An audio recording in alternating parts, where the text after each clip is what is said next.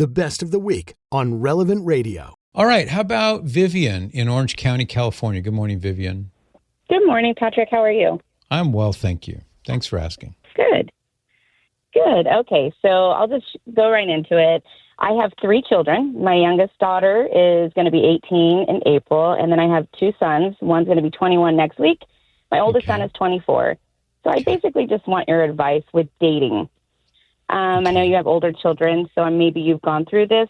My middle son is dating a Catholic girl, which is great. They plan to get married. That's their focus. The oldest one is not. I don't know what religion she is, but they've been dating for about 2 years. Mm-hmm. And then my youngest one, this is the one that's kind of, I have not an issue, but it just kind of came up in conversation with his mother and I. We went out to lunch. We get along great. She told me that my daughter's boyfriend's a little nervous because they have different faiths.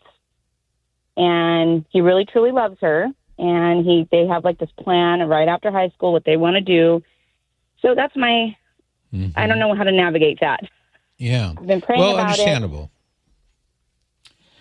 There are a lot of attractive, wonderful people out there, not all of whom are Catholic. Mm-hmm. So it's not, it's not unlikely that you'll be attracted to you, rhetorically speaking here, be attracted to somebody who's not of the same faith that you are. My proposal is always what the church says, and that is that if you're looking for a husband or a wife, the smart thing to do is to find someone that shares the same core values as you do, the same core beliefs that you do, religion and belief in God being the most fundamental. And that way, the likelihood of difficulty in your marriage goes down. It doesn't go away, but it goes down. Whereas if you marry somebody who doesn't agree with you, doesn't see eye to eye with you on God and the faith, the likelihood of friction and difficulty goes way up. So in terms of like risk avoidance, even just at that level, it's smart if you marry somebody who's Catholic. Now, when I was growing up, I dated the way we didn't allow our children to date. I dated recreationally. And I dated all kinds of girls and, who knows what they were, Protestant, Catholic, maybe nothing in some cases. But I didn't have a clue in those days.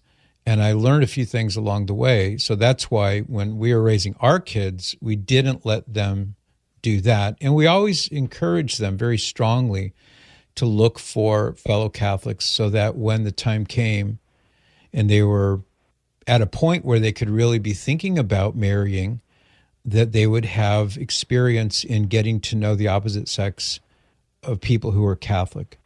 And thanks be to God, so far, all of them who are married, all married Catholics. So we're very happy about that. Yeah. We have some more marriages coming up next year.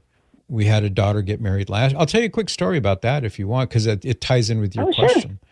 So our daughter, one of our youngest kids, she got married last summer. And she knew the boy that she wound up getting married to. She knew him from childhood, and they'd see each other, in sporting events and things like that. But he was baptized Catholic, but not raised Catholic. He really wasn't raised in any particular faith, but he was, you might say, generically Protestant, generically non-denominational. And he was baptized Catholic, but that was it. That was the extent of it. He had no connection with the Catholic faith. So when those two, my daughter and this young man, began to become serious, she told him, I don't want to marry a non-Catholic. I like you, and I could see us as getting married someday, but not if you're not a Catholic. So he said, well, I don't really know anything about it, but because I love you, I'm willing to investigate it. And he did. And the most wonderful thing happened, Vivian. He took instructions at our parish, and the Dominican priests who gave them instructions were, he learned a lot of good, solid Catholic teaching. And he caught on fire in his faith, and he became a true believer. And he said, I want this for me. And so he wound up converting to the Catholic faith. He received all of his sacraments, etc. And he is a very devout Catholic young man. Originally, it was for her, but then it wasn't for her anymore. It was for Jesus. And then that's wonderful. The two of them, yeah, really. So now the two of them, looking back on it, they have a very strong marriage as a result of that. But my point is simply this. She told him, I like you. I could see us together someday, but not if you're not a Catholic. And that's what he needed to become a Catholic. To that point, my daughter's very she is just a type 8. She just knows what she wants to do, strives for it. And she did tell him that. She says, if we end up being as serious after high school, because they're seniors, I do, want to marry somebody who's Catholic. So she has told him, and he did tell her exactly what basically your son-in-law said. I'm willing to go and dive in and learn about your faith. He comes from a Foursquare church, which I have no idea what that is. I don't know what denomination that is. It's a Bible-believing, somewhat Baptistic denomination within Protestantism.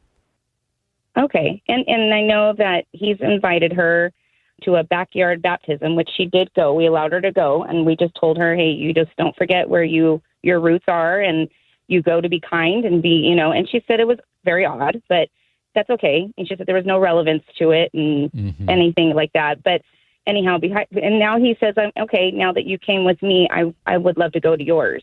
So you think that's okay? I mean, there's a risk involved, but sometimes it's a risk that's tolerable, especially if your daughter knows her faith well, if she's strongly anchored in her faith in Jesus. Yeah. Then I think it's less of a problem.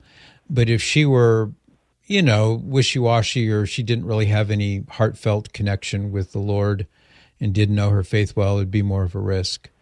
But especially that you and your husband are attentive to what's going on, that way she could say, well, yeah, I went to your church and I'll always be Catholic, but it's interesting to see what you go through on Sundays at your church. Yeah. And so that's kind of where we're at here. And he is very sweet. Same values, core values, exactly same as Mom and I get along great. We're very open about it. Yeah. But I know it does make him nervous, but at the same time, his faith is definitely not as strong as what my daughter's is at in her own, faith with relationship with Jesus. So that's helpful. And that's kind of gives me a little bit more of at ease. But anyhow, thank you for that. I appreciate that, Vivian. Thank you. Great chatting with you. This entire episode of the Patrick Madrid Show is on the Relevant Radio app. The Relevant Radio app is completely free and updated daily with fresh articles, podcasts, and prayers. Don't delay. Download the app today. And thanks for listening.